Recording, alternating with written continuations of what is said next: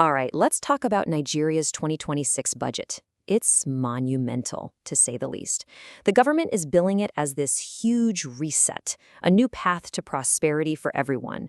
But on the other side, you've got critics who are looking at the numbers and calling it a super reckless gamble. So what is it? A growth engine or a road to ruin? Let's break it all down. And, the president himself is setting a pretty dramatic stage. He called it a reset, a very hard one. He's basically promising to break old habits, things like budgets that overlap and projects that just get abandoned halfway through. The idea is that 2026 is going to be a clean break, all about discipline and getting things done. But, well, here's where that promise of discipline gets a little tricky. Take a look at this number. This is the projected budget deficit.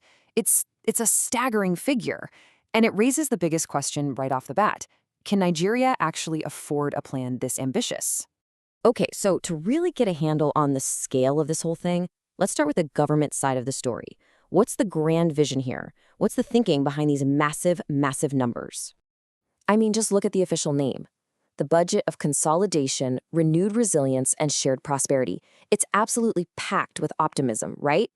The whole idea is to frame this as a tool to build on recent economic reforms, make the economy stronger against any future shocks, and, this is the big one, make life better for regular people across Nigeria. So where's all this cash supposed to go? Well, the administration is zeroing in on 5 key areas. We're talking defense and security, infrastructure, roads, power, education, health, and a big push for agricultural productivity. The whole theory here is that if you pump a ton of money into these sectors, you'll create this ripple effect. It's meant to boost everything from national security to food on the table, and hopefully build a solid foundation for real long-term growth. All right, now let's get into the actual numbers behind the plan. And well, this is where you really start to see just how ambitious this whole thing is. And get this, the final budget ended up being even bigger than what was first proposed. The National Assembly actually tacked on more than 9 trillion naira. Their reasoning? They needed to cover old, unfinished projects and some new priorities. But, of course, that addition seriously pumped up the final price tag. So here's how all that spending breaks down. Let's focus on the 2 biggest slices of this pie, because they tell a really important story. First, you've got a massive 32.3 trillion naira for capital projects. Think new roads, railways, that kind of thing. But then, look at the very next slice. A huge 15.8 trillion is for just one thing, paying off interest on existing debt. That's actually more than the 15.4 trillion set aside for all the day-to-day running costs of the entire government. Wild, right? And don't worry, we're definitely going to circle back to that debt number in a minute. Yeah, which leads us to the $1,000,000, or I guess the trillion naira question. If you're planning to spend this much money, where is it all supposed to come from? And when you look at the math, it's pretty stark. The government thinks it can bring in about 34 trillion Nigeria in revenue, but the plan is to spend over 68 trillion. You don't have to be a math genius to see that leaves a massive hole of almost 24 trillion Nigeria. And how are they planning to fill that gap?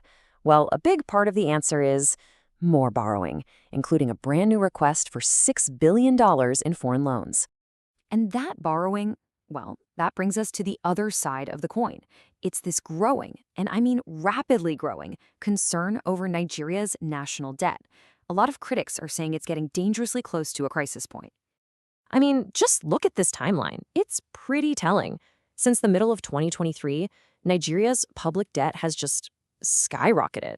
We're talking an increase of about 66 trillion naira in just over 2 years under the current administration. It's not just the amount. It's the sheer speed of the borrowing that has fiscal watchdogs really, really worried.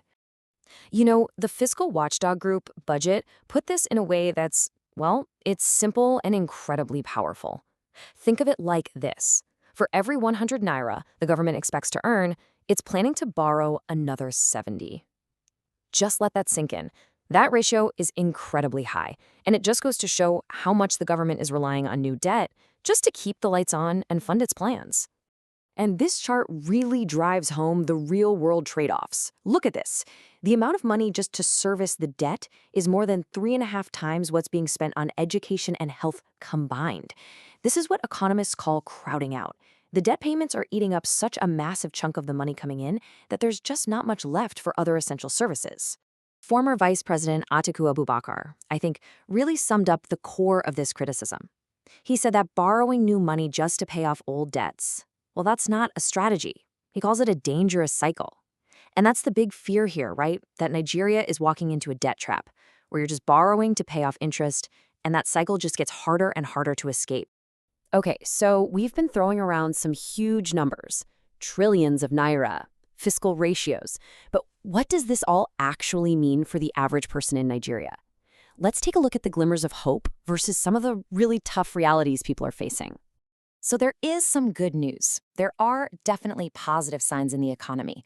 The economist Bismarck Rawene, for example, points to rising consumer confidence. And you're seeing real investment opportunities pop up in really important sectors like fintech, power, and renewable energy. These are the kinds of things that could really drive growth in the future. But that optimism smacks right into a pretty grim reality for a lot of folks. Nigeria is dealing with a massive housing crisis. We're talking a shortfall of almost 15 million homes, which means rents are just surging. And to give you an idea of how bad it is, one professor estimated that something like 40% of university lecturers in Lagos have to sleep in their own offices because they can't afford rent. Just wow. And yet, even with those very real hardships, if you zoom out to the big picture, the forecast does offer some hope. The economy is actually projected to grow by 4.1% in 2026. And look, if they can hit that number, it would be a really strong signal of a steady, ongoing recovery. But, and this is a big but, that growth is anything but guaranteed. Analysts are quick to point out that there are some major risks that could knock this whole recovery off track. Things like, what happens with the price of oil, the stability of the naira, and of course, ongoing security challenges. Any one of those could really mess with the government's optimistic plans. So where does all this leave us? Well, it kind of feels like Nigeria is standing at a major crossroads. And this 2026 budget is the thing that's pushing the country down one of two very, very different paths for the future. Okay, so let's look at those two possible futures. On the one hand, you have the growth engine scenario. This is where everything goes right. The borrowed money gets spent wisely on stuff that actually boosts the economy, and this budget becomes the engine that powers Nigeria toward prosperity for everyone.